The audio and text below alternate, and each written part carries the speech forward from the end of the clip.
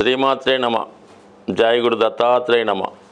ఈ వీడియోలో మనం ధనుస్సు రాశి వారికి బాధక గ్రహం గురించి తెలుసుకునే ప్రయత్నం చేద్దాం. మరి ప్రతి రాశికి ఒక బాధక గ్రహం ఉండడం జరుగుతూ ఉంటుంది. మరి ఈ రాశికి ద్విస్వభావ రాశి అవటం వల్ల సప్తమ స్థానం బాధక స్థానం, అంటే బుధుడు బాధకుడు ఈ రాశి వారికి, ధనుసు రాశి వారికి. అంటే ఒక విధంగా ప్రతి వారికి కూడా వారి యొక్క వ్యక్తిగత జీవితంలో ఎవడో ఒకడు బాధకుడు ఉంటాడు. ఒకడికి భార్య రూపంలో, స్త్రీలకు భర్త రూపంలో, కొంతమందికి స్నేహితుడి రూపంలో, కొంతమందికి ఏంటంటే అక్కలేని అటాచ్మెంట్ పెట్టుకుని ఆ రూపంలో కూడా ఎవరో ఒక బాధకుడు ఉండడం జరుగుతూ ఉంటుంది. అంటే వీళ్ళు ఏ పని చేసినా కూడా అది అడ్డు తగులుతూ ఉంటుంది అన్నమాట, ముందుకు వెళ్ళవదాం. ఈ విధంగా ఉంటే మరి జ్యోతిష్ శాస్త్ర ప్రకారం మరి బాధకుడు అంటే ఒక విధంగా జాతకుడికి ఏదైనా ఆపద తలపెట్టేవాడు అని చెప్తూ ఉంటారు.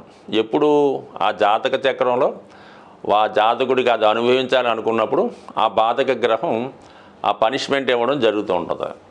ఉదాహరణకి జాతక పీఠికలో సుమారుగా ప్రతి ఒక్కడు పుట్టినప్పుడే ఆ బ్రహ్మదేవుడు కొంత ఆయుష్ నిర్ణయించి భూమి మీదకి పంపుతూ ఉంటాడు.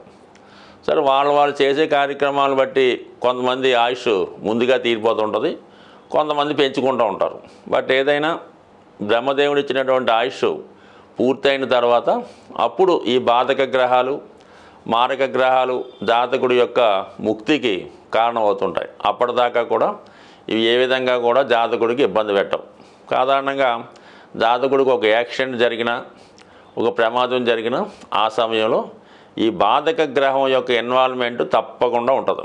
అది సాధారణంగా మరి ఇది ఈ ధనుసు రాశి వారికి బాధకుడు బుధుడు కాబట్టి మరి బుధ దశ జరుగుతున్నప్పుడు, అంతర్దశ జరుగుతున్నప్పుడు కొన్ని సందర్భాల్లో బుధవారం రోజు ఏదైనా ఒక ఇబ్బందో ప్రాబ్లం రావచ్చు, లేదంటే బుధ హోరలో రావచ్చు.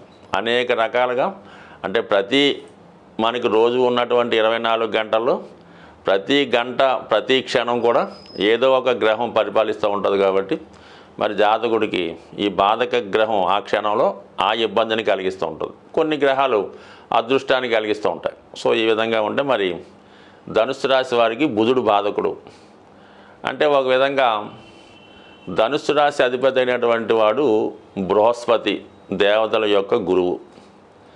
మరి బుధుడు కూడా ఒక గ్రహం, చంద్రుని యొక్క కుమారుడు. టెక్నికల్గా తారాదేవికి చంద్రుడికి పుట్టినవాడు ఈ బృహస్పతి.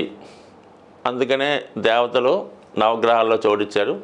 మరి చంద్రుడు తర్వాత సైడ్ అయిపోవడంతో ఈ బుధుడిని దేవతలంతా కూడా బృహస్పతి దగ్గరగా కుమారుడిగా అతన్ని అంగీకరింపజేసి అతనికి అనేక రకాల విద్యా బుద్ధులు నేర్పడం వల్ల ఒక విధంగా ఈ బుధుడికి 2 తండ్రులు ఉండడం జరిగింది.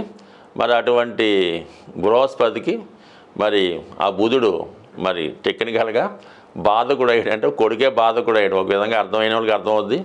బట్ ఏదైనా బుధుడు డ్యూయల్గా ఉంటాడు కాబట్టి మరి ధనుసు రాశి వారికి సప్తమ భావం మిథున రాశి అవ్వడం వలన మరి వివాహ జీవితంలో అంటే 2 భార్యలు ఇప్పుడు ఎవడో ఒప్పుకుంటలేదు, కానీ ఒక భార్య, ఒక ఫ్రెండో, కొలీగో, లేదంటే ఇంకొక ఎఫైరో ఏదో ఒకటి ప్యారలల్గా ఉండే అవకాశం ఉంది. లేదంటే ఆ భార్య తరపు బంధువులు కూడా ఉండే అవకాశం ఉంది.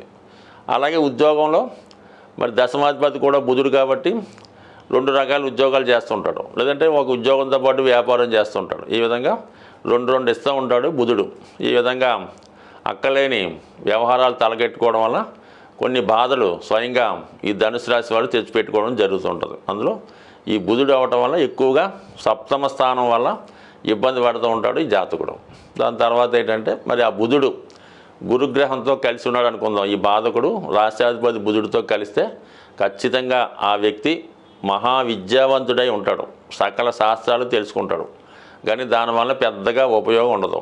చాలా టైం ఆ కాలం వేస్ట్ చేసి ఏ రంగంలోకి వెళ్ళాలో సరైన అవగాహన లేకుండా కొంతకాలం పాటు టైం వృధా చేసి ఏదో ఒక దాంట్లో చివరికి చేరడం జరుగుతూ ఉంటుంది. అంటే ఎక్కువ పాండిత్యం ఉన్నప్పుడు కూడా దానివల్ల ఉపయోగం ఉండదు, బికాజ్ బుధుడు బాధకుడు అవటం వల్ల.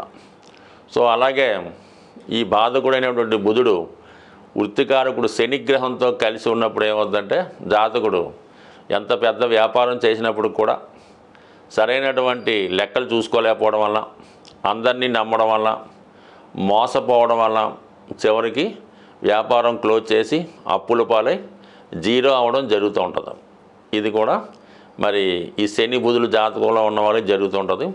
అదే విద్యార్థులు అనుకోండి, విద్యార్థుల జాతకంలో ఈ బుధుడు శని కలిసి ఉంటాడు, పరమ బద్ధకిస్తుడే ఉంటాడు. పుస్తకం తీస్తే నిద్ర వస్తుంటుంది, ఏది కూడా సరిగ్గా చదవడం, అన్నీ బ్యాక్లాగులు పెట్టి ఇంట్లో ఏదో కథలు చెప్పి చక్కగా పుణ్యకాలం కాస్త గడిగిపోయిన తర్వాత జ్ఞానోదయం అయి అప్పుడు ఎప్పుడో చదువు పూర్తి చేసి జీవితంలో చివరిగా స్థిరపడడం జరుగుతూ ఉంటుంది అన్నమాట. ఇది ఈ బుధ శనులు కలిసి జాతకంలో ఉంటే వాడు ఈ విధంగా అటు వ్యాపారానికి పనికిరాడు, ఇటు చదువుకి పనికిరాడు, ఈ విధంగా ఉంటుంది. అదే బుధుడు మరి కుజగ్రహంతో కలిసి ఉన్నాడు అనుకుందాం. సో ఇక్కడ మరి ఈ రెండు గ్రహాలు కలిసినప్పుడు జాతకుడు చాలా వరకు మరి ఇతరులని మోసం చేయడం కానీ, లేదా తనకు తాను మోసపోవడం కానీ, అలాగే స్థిరాస్తి సంబంధించిన విషయాల్లో, అలాగే పెళ్లి సంబంధించిన విషయాల్లో పరస్పరం అవగాహన లోపం వల్ల గొడవలు పడటం, కోర్టు దాకా వెళ్ళడం, ఈ విధంగా నష్టపోవడం కూడా జరిగే అవకాశం ఉంది. బట్ ఏదైనా మరి ధనుసు రాశి వారికి ఈ బుధుడు బాధకుడు అవటం వలన మరి బుధుడు ఏ గ్రహంతో కలిసి ఉంటే ఆ గ్రహం ద్వారా కూడా బాధ కలిగే అవకాశం ఉంటుంది. కాబట్టి జాతకులు జాగ్రత్తగా వ్యవహరిస్తే మంచిది. రాశి చక్రం ప్రకారం ప్రతి ఒక్క రాశికి బాధక గ్రహం ఉంటుంది, అష్టమాధిపతి ఉంటాడు, అలాగే అష్టమాధిపతితో కలిసిన గ్రహాలు ఉంటాయి, 22వ ద్రేక్కాణపతి ఉంటాడు, 64వ నవాంశపతి ఉంటాడు. ఈ విధంగా అనేక గ్రహాలు మరి జన్మజాతకంలో ప్రతి రాశి వారికి ఏదో ఒక ఇబ్బంది కలిగించే గ్రహాలు ఈ విధంగా ప్రతిదానికి ఉండడం జరుగుతుంది. అయితే ఏదైనా ఈ నవగ్రహాలు కూడా మానవుడి యొక్క జీవితాన్ని పరిశీలిస్తూ అతను అభివృద్ధికి కారణమవుతుంటాయి. అతను ఏమాత్రం దోవ తప్పిన పనిష్మెంట్ ఇవ్వడానికి కూడా సిద్ధంగా ఉంటాయి. కేవలం శని భగవానుడు ఒక్కడే కష్టాలు కలిగిస్తాడని, గురుగ్రహం మాత్రమే జీవితంలో అదృష్టాన్ని ఇస్తుందన్నమాట కేవలం 100కి 100 పాళ్ళు రాంగు.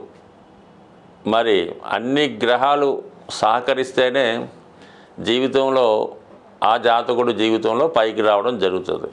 అయితే ఒక్కొక్క గ్రహానికి ఒక్కొక్క పోర్ట్ఫోలియో ఉన్నట్టు శుక్రగ్రహం వివాహ జీవితానికి, కుజుడు ధైర్య సాహసాలకి, శని క్రమశిక్షణకి, వృత్తికి, కర్మకి, బుధుడు విజ్ఞానానికి, వ్యాపారానికి, గురువు సంస్కారానికి, జ్ఞానానికి, ఇక రాహువు దురాశకి, ఈ ప్రపంచంలో ఉన్నటువంటి సమస్త సుఖాలు తనకే కోరుకోవాలనే ఒక డెమన్ ప్లానెట్, దానికి పూర్తిగా ప్రతిదీ వైరాగ్యంగా ప్రతిదీ వదులుకొని, అంటే కేతువు మరి తలలేని మొండెం కాబట్టి కేతువు హృదయంతో ఆలోచిస్తుంటాడు. ప్రతిదీ కూడా సాఫ్ట్ కార్నరు, ప్రతిదీ వదులుకోవడం.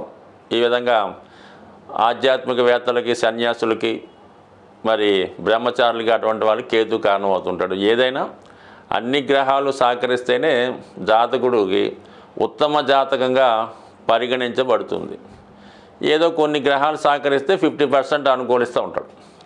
కేవలం 1-2 గ్రహాలు అనుకూలిస్తే ఏదో జీవితం అలా సాఫీగా జరుగుతుంటుంది. బట్ ఏదైనా ప్రతి గ్రహాన్ని కూడా మరి గ్రహాలు కూడా దేవతల యొక్క స్వరూపాలు కాబట్టి అవి జప దానాల ద్వారా, పూజల ద్వారా, రత్నధారణ వల్ల ఖచ్చితంగా గ్రహాలు మనకి అనుకూలిస్తాయి. అయితే ఏ గ్రహమైనా కష్టపడకుండా మాత్రం ఎట్టి పరిస్థితుల్లో కూడా ఫలితం ఇవ్వదు. కేవలం మనం ఉంగరం పెట్టేసుకున్నామంటే జీవితం మారదు, ఎవరికో ఒక 10,000 ఇచ్చి జపం చేయించామన్నా కూడా జీవితం మారదు.